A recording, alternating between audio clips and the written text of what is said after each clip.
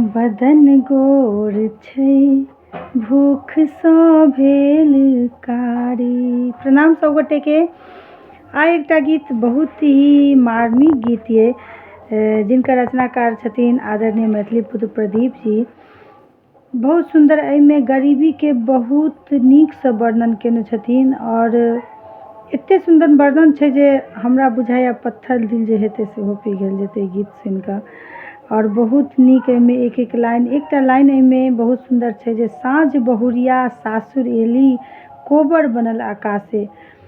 मतलब बहुरिया जे सासुर एलखिन हुनका कोबर जे बनले ओहि घर पर छत नहीं रहे तो कोबर बनल आकाशे। एहि लाइन के बहुत सुंदर लाइन छै। पूरा गीत सुनबे अपने सब, जरूर नीक लागत।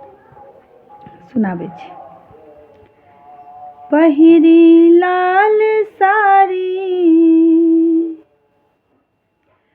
पहिरी लाल साड़ी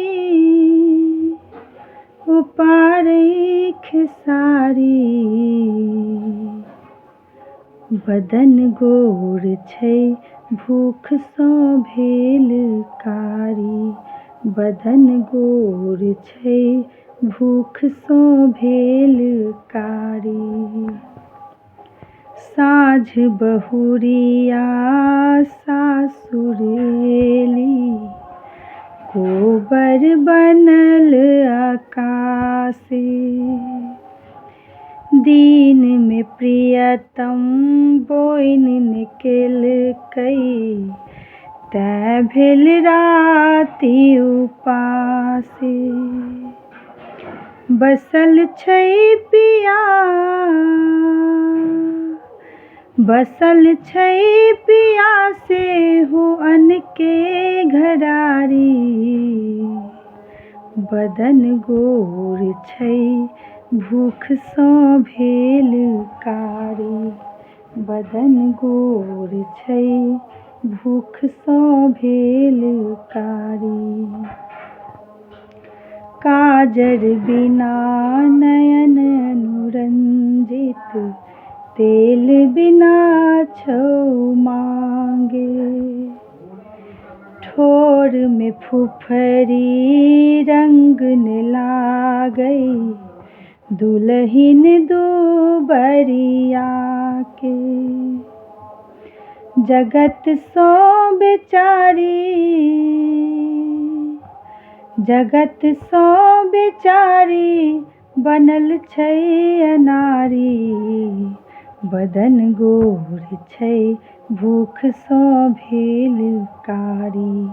बदन गोर छै भूख सँ भेल कारी।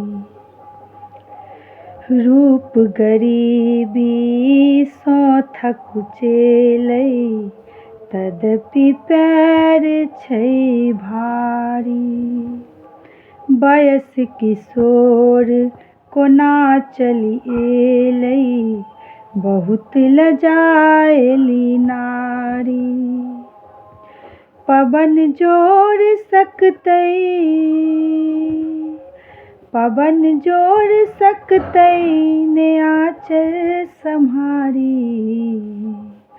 बदन गोर छै भूख सँ भेल कारी।